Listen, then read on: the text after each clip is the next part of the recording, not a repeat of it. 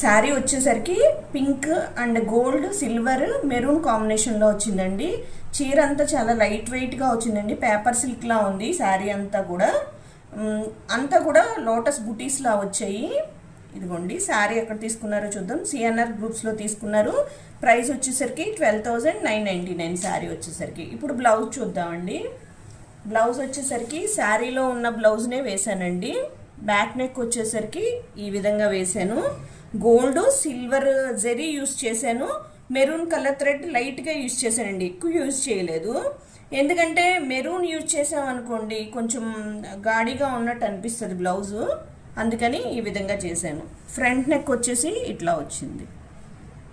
Hands వచ్చేసరికి design ఈ విధంగా ఇచ్చానండి.